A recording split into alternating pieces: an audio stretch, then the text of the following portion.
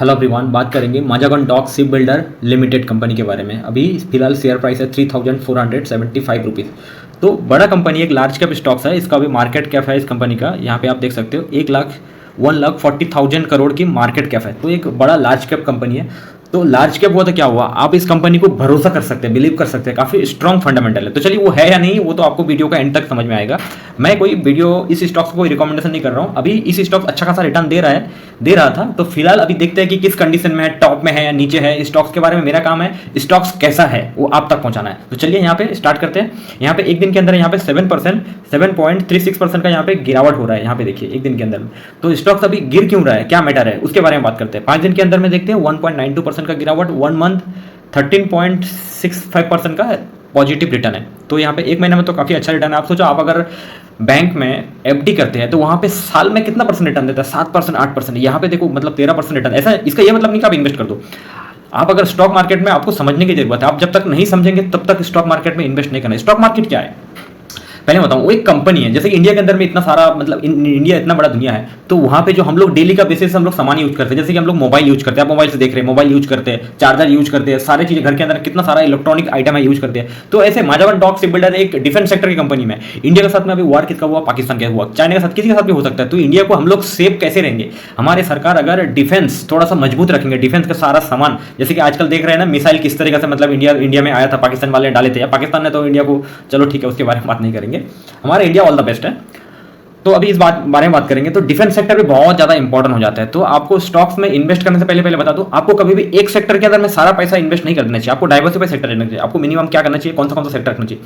आप electronic sector रखिए, chemical sector रखिए, आईटी सेक्टर रखिए, डिफेंस सेक्टर रखिए, रेलवे सेक्टर एक स्टॉक ले लीजिए। ऐसा नहीं कि सभी सेक्टर का 1-2 स्टॉक्स आप सिलेक्ट कर सकते हो। ऐसे तो देखने में तो आप 5-10 देख सकते हो, लेकिन आप 1 से 2 स्टॉक्स में इससे ज्यादा इन्वेस्ट नहीं करना चाहिए मेरे हिसाब से, ज्यादा 3। तो एक आप मिड कैप स्टॉक ले लीजिए और एक आप स्मॉल कैप स्टॉक ले लीजिए, उसमें थोड़ा सा इन्वेस्ट कीजिए, इसमें थोड़ा सा इन्वेस्ट कीजिए।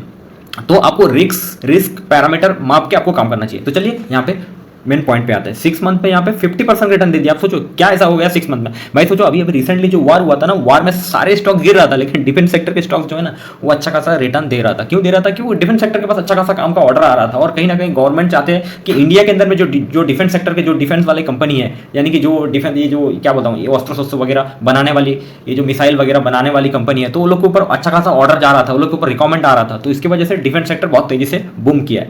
तो अभी आगे भी क्या कंटिन्यू होगा या नहीं होगा, या अभी टॉप में है वहां से गिरावट होता है। तो चलिए चार्ट देख के आपको समझ में आएगा। ईयर टू डे में यहाँ पे 54% का रिटर्न, और 1 ईयर का यहाँ पे देखते हैं। 1 ईयर में यहाँ पे काफी इतना बड़ा लार्ज कैप स्टॉक्स 1 ईयर में यहाँ पे देखिए आप 118% का पॉजिटिव रिटर्न। इसका ये मतलब नहीं कि आगे भी कंटिन्यू देगा। तो आपको उसके लिए पूरा वीडियो देखना होगा, स्टॉक्स के बारे में फंडामेंटल, टेक्निकल और कंपनी का प्रोडक्ट का काम कैसा है और आगे आने वाले दिनों में कैसा हो सकता है उसके बारे में बात करेंगे।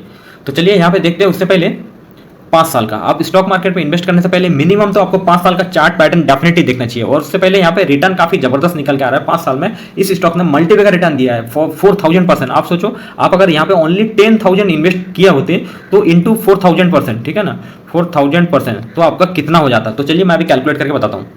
4 लाख रुपीस बन जाया होता, ठीक है ना।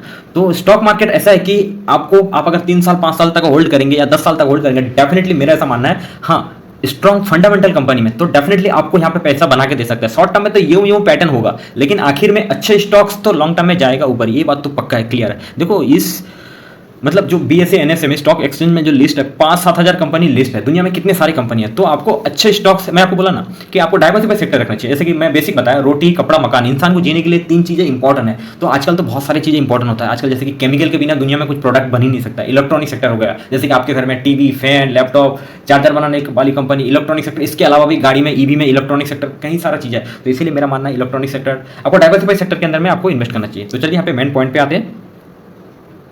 तो अभी यहाँ पे एक चीज आप बिल्कुल ध्यान से देखेंगे, तो बिल्कुल अभी शेयर प्राइस जो टॉप में, जब टॉप में था ना, तो वहां से गिरावट होता है। तो अभी भी मैं बोलता हूं कि यहाँ पे टॉप में है, यहाँ पे अभी इन्वेस्ट आपको नहीं करना चाहिए। यहां से अगर मिनिमम 20-30% गिरावट होता है तो वहां पे बाय ऑन डिप, यानी कि वहां पे कुछ क्वांटिटी आपकी कैपेसिटी के हिसाब से आप वहां पे बाय कर सकते हैं। और 10% गिरता है और कुछ क्वांटिटी बाय कर सकते हैं, यानी कि पहले 20% गिर गया, आपने एक बाय किया, और 10% गिर गया और एक बाय किया। तो ऐसा नहीं कि अच्छे स्टॉक्स गिरता ही रहेगा, ठीक है ना। तो हो सकता है कि वहां से फिर 50% रिटर्न दे दे, वहां से कुछ क्वांटिटी आप प्रॉफिट बुकिंग कर लीजिए। तो इसी तरीके से आपको इन्वेस्ट करना है। आप अगर यहाँ पे आप अगर म्यूचुअल फंड में SIP करते हैं, तो मेरे हिसाब से म्यूचुअल फंड तो मुझे समझ में नहीं आता है कि म्यूचुअल फंड वाले में मैं पैसा डालता हूँ वो कहाँ पे इन्वेस्ट करते हैं। तो आपको स्टॉक मार्केट में नॉलेज लेना है। मेरा वीडियो को आप सारा देखेंगे ना, तो आपको डेफिनेटली बहुत अच्छे से सिंपल देसी लैंग्वेज में समझ में आ जाएगा। तो आप अगर स्टॉक मार्केट में बेसिक स्टॉक्स में SIP ट्रेड करना चाहते हैं ना, तो स्टॉक्स कुछ इस तरीके से चलता है।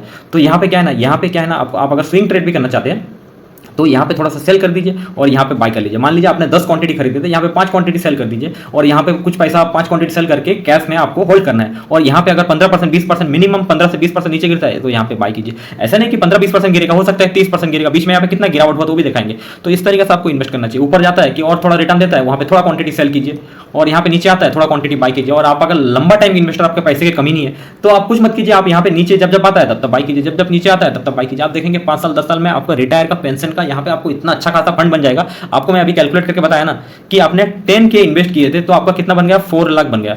तो ऐसा नहीं कि मैं बोल रहा हूँ कि आप स्टॉक मार्केट में सीधा आ जाइए, आप उससे पहले बेसिक कम से कम नॉलेज डेवलपमेंट कीजिए। चलिए मेन पॉइंट पे आते हैं। कितना करेक्शन हुआ था यहाँ पे देखिए, आपको सारी चीज़ देखना होगा। थोड़ा सा बोरिंग लग सकता है, एंटरटेनमेंट चीज़ें बहुत एंटरटेनिंग लगता है, लेकिन ये चीज़ें थोड़ा बोरिंग लग सकता है, लेकिन आपको, आप अगर इन्वेस्टर है तो डेफिनेटली देखना चाहिए। तो यहाँ पे बीच में कितना क्रैश हुआ, 30% क्रैश हुआ। देखो कोई अच्छा लार्ज कैप स्टॉक भी मिनिमम 20-30% तो मिनिमम मतलब आराम से गिर सकता है। कभी अचानक कोई पैंडेमिक आ जाए तो बड़े स्टॉक भी 50% भी गिर जाता है। तो वहाँ पे क्या होता है, सब लोग यहाँ पे बेच रहे होते हैं। जो स्मार्ट इन्वेस्टर होते हैं ना, जो स्मार्ट इन्वेस्टर, जो स्टॉक मार्केट के पक्का खिलाड़ी आप भी बन सकते हैं। तो आप अगर मान लीजिए थोड़ा टाइम का नॉलेज डेवलपमेंट कर लेते हैं ना, तो आप यहाँ ना गिरावट में आप बाय कर लेंगे। आप ऐसा मतलब 5-10 स्टॉक्स में गिरावट में आप अगर बाय करेंगे ना भाई, मैं आपको गारंटी देकर बता रहा हूं, आप 1 साल में भी आप अच्छा रिटर्न आपको मिल सकता है। आप अच्छे स्टॉक्स, फंडामेंटल स्टॉक्स मिनिमम 30% गिरावट में आप अगर नीचे बाय किए ना, तो भाई ऐसा नहीं कि वो पूरा खत्म हो जाएगा। कब खत्म हो सकता है आपको ध्यान भी रखना है कि जो मैं वीडियो में बताता हूं ना, स्टॉक्स का फंडामेंटल आना चाहिए कि भाई उसका प्रोडक्ट कैसा है, इसका कामकाज कैसा है, सेल्स ग्रोथ, प्रॉफिट ग्रोथ कैसा हो रहा है, उसका पॉजिटिव पॉइंट कितना है, नेगेटिव पॉइंट कितना है, जो मैं आगे वीडियो में बताने वाला हूं। कंपनी का बिजनेस क्या है और उसका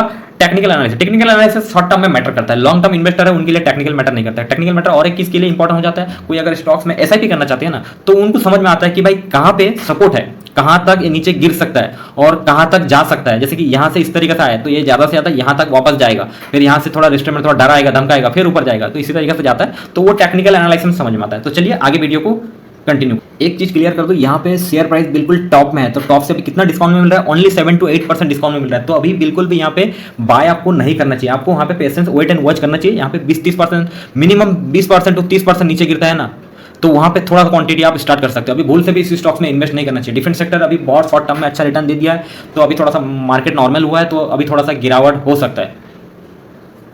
डॉक कंपनी जो डिफेंस सेक्टर कंपनी है, अभी इसका मार्केट का मैं आपको बताया 1,40,000 करोड़ की, एक लार्ज कैप स्टॉक बोल सकते हो। और अभी स्टॉक पी है बहुत इंपॉर्टेंट हो जाता है। आप अगर 1 रुपये इनकम के लिए तो मतलब 58 रुपीज़ आपको पे करना पड़ रहा है। तो स्टॉक पे अभी 58 है। कंपेयर करते हैं इंडस्ट्री पी के साथ में, तो 50 इंडस्ट्री पी के कंपेयर में मतलब अभी थोड़ा लेवल में है, तो इतना ज़्यादा ना अंडर वैल्यूड ना ओवर वैल्यूड है। तो फिर भी अभी शेयर प्राइस टॉप में है, बिल्कुल अभी हाई में है।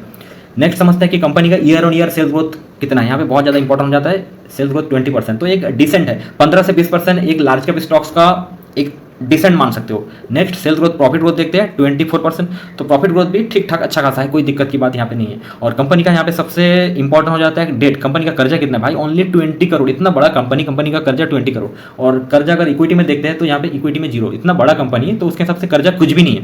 कंपनी का रिजर्व देखते हैं काफ़ी बेहतरीन है, 7,738 करोड़।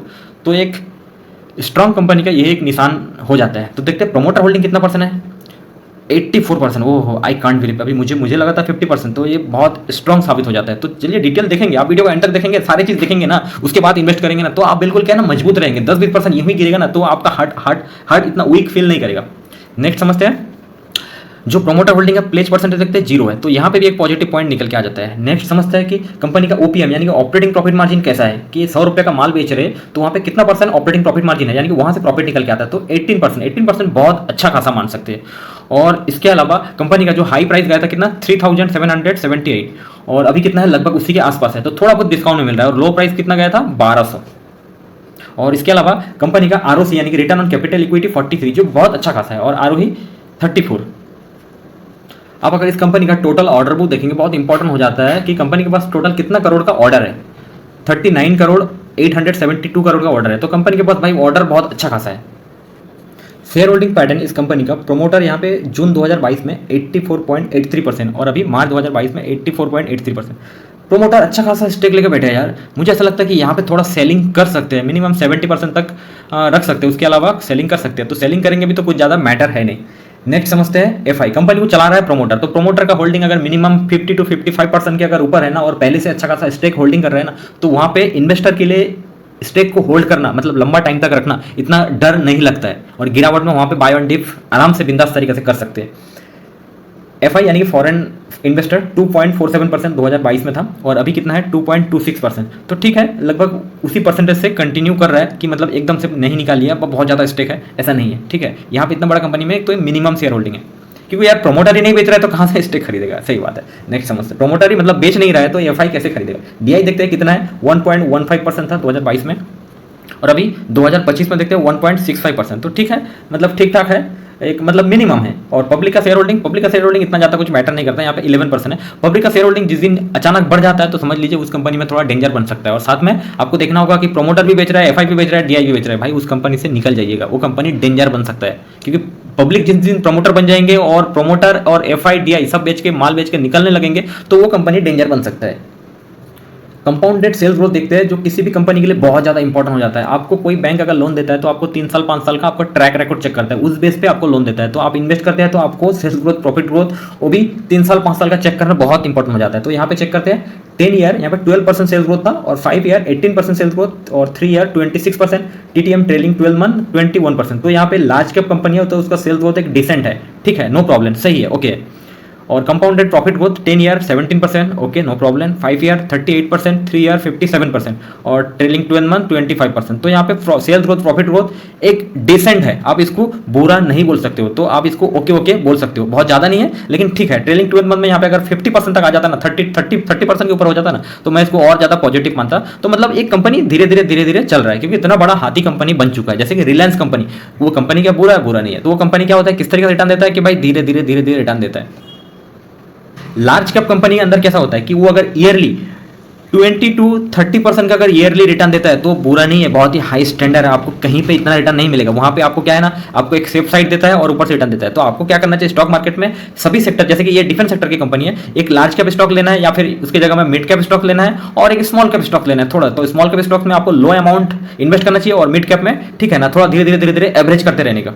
तो स्टॉक मार्केट में इसी तरीके से आप डाइवर्सिफाई सेक्टर में धीरे धीरे बाय ऑन डिप करके इन्वेस्ट कर सकते हैं। नहीं तो ऐसा नहीं कि आपके पास 1 लाख रुपए है, आपने कल खरीद लिया और बोलेगा अरे यार मेरा पैसा आ क्यों नहीं रहा भाई, ऐसा नहीं होता है। स्टॉक मार्केट क्या होता है, थोड़ा सा ऊपर जाता है फिर नीचे आता है, फिर थोड़ा सा ऊपर जाता है नीचे आता है। हो सकता है यहाँ पे कुछ टाइम कंसोलिडेट करता है, फिर उसके बाद में आप जिस दिन निकालेंगे उसके बाद में 2 महीना में यार 1 साल का रिटर्न दे देता है। तो स्टॉक मार्केट कुछ इसी तरीके से चलता है। आपको पेशेंस आना चाहिए और आपको साथ में नॉलेज डेवलपमेंट करना पड़ेगा और स्टॉक मार्केट में उसका बिजनेस समझना पड़ेगा, तभी जाके स्टॉक मार्केट से आप पैसा कमा सकते हैं। नहीं तो बहुत सारी कंपनी है, आज रिटर्न दिया, 1 महीने रिटर्न दिया, उसके बाद में हो सकता है कि 2 साल रिटर्न नहीं दिया। तो आपको समझना पड़ेगा उसका प्रोडक्ट, उसका बिजनेस, उसका क्वालिटी समझना पड़ेगा। आपको जानकारी, ऐसा नहीं कि आंखें बंद करके नहीं रहना है, आपको क्वार्टर ऑन क्वार्टर उसका रिजल्ट भी समझना है, डिटेल समझना है। आप मेरा वीडियो में जाके देखेंगे एक एक स्टॉक्स के बारे में तो डेफिनेटली आपको समझ में आएगा। प्रॉफिट एंड लॉस में ईयर ऑन ईयर सेल्स देखते हैं। यहाँ पे 2015 में 3600 करोड़ था सेल्स, यहाँ पे 2025 में 11,400 करोड़। तो यहाँ पे सेल्स अच्छा खासा बढ़ चुका है। नेट प्रॉफिट समझते हैं कि पहले 500 करोड़ समथिंग था और अभी कितना है, अभी 2400 करोड़। तो भाई नेट प्रॉफिट भी यहाँ पे धीरे धीरे बढ़ रहा है। देखो आप अगर लॉन्ग टर्म इन्वेस्टर हैं तो डेफिनेटली मैं जो चीजें चेक करता हूँ ना, तो आपको भी वो चेक करना जरूर। आप अगर नहीं चेक करना आता है तो मेरा वीडियो 5-10 मिनट थोड़ा सा स्किप करके थोड़ा सा करके आप थोड़ा देख लीजिए। आप अगर पूरा देखेंगे तो आप इन्वेस्ट करने से बिल्कुल डरेंगे नहीं, कि मैं मैक्सिमम पॉइंट कवर करने की कोशिश करता हूँ। ओपीएम ऑपरेटिंग प्रॉफिट मार्जिन 6% और अभी 18%। तो भाई ये इंपॉर्टेंट हो जाता है। यहाँ पे देखो ऑपरेटिंग प्रॉफिट मार्जिन कितना बढ़ा चुके हैं। तो आपको साथ में ध्यान भी रखना होगा कि आगे क्वार्टर ऑन क्वार्टर या year on year operating profit margin कहीं यहाँ पे बहुत ज्यादा कम तो नहीं हो रहा है। अगर बढ़ रहा है तो अच्छी बात है, गुड लक। तो आप इन्वेस्ट, आपने मान लीजिए आपने 1 लाख रुपए इन्वेस्ट कर दिए, ठीक है, आपके पास जो भी कैपेसिटी है 5,000 रुपए इन्वेस्ट कर दिए, ठीक है। तो आपको साथ में ट्रैक करते रहना होगा, quarter on quarter, year on year, थोड़ा बहुत बेसिक न्यूज फॉलो करता रहना पड़ेगा। तो क्या ना, आपका पैसा रिस्क में नहीं रहेगा और आपको पता चला आपने इन्वेस्ट कर दिया और आप तो बिल्कुल बिंदास सो रहे, मूवी देख रहे, एंटरटेनमेंट कर रहे, आपको पता चला कि कंपनी यार ऑपरेटिंग प्रॉफिट मार्जिन डाउन हो रहा है, सेल्स ग्रोथ डाउन हो रहा है, कंपनी में के ऊपर केस चल रहा है, कंपनी प्रॉफिट कुछ निकल ही नहीं रहा है, प्रोमोटर FIDI माल बेच रहे और पब्लिक को सब चिपका रहा है। तो आपको चेक करना रहता है। मैंने यहाँ पे पी रेशो का 1 साल का चार्ट निकाला हूँ। तो यहाँ पे टेक्निकल चीजें समझिएगा। यहाँ पे बिल्कुल जब डाउन में था ना, तो जिस किसी ने मैं खरीदे है ना, वो लकी नहीं है भाई, वो स्मार्ट इन्वेस्टर है, वो नॉलेजेबल है। सब यहाँ पे माल बेच रहे हैं। देखो प्राइस जैसे नीचे गिरता है तो पी भी नीचे गिरेगा, ठीक है ना। तो पी और एक कारण में नीचे गिरता है। मान लीजिए यहाँ पे पी था, प्राइस नहीं गिरा, तो पी नीचे आता क्यों आता है, जब उसका अर्निंग EPS यानी कि अर्निंग प्राइस बढ़ता है तब पी क्या नीचे आ जाता है। तो आपको समझना है 2 चीजें। तो जिस किसी ने भी यहाँ पे जब पी था खरीदे हैं तो आज वो यार मालामाल, यहाँ पे अच्छा खासा रिटर्न मिल रहा है, तो वो वहाँ पे क्या है ना, प्रॉफिट बुकिंग कर रहा है और उस पैसे से चिल कर रहा है, ऐसा कर रहा है।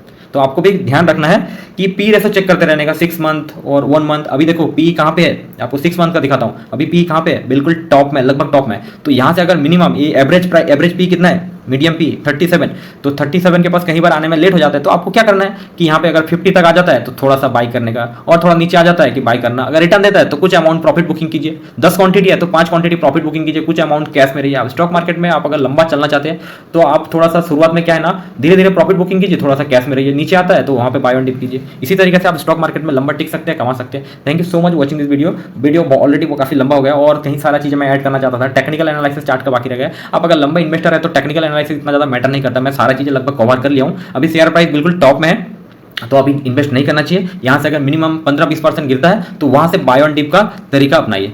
Thank you so much, goodbye, मिलते हैं नेक्स्ट वीडियो में।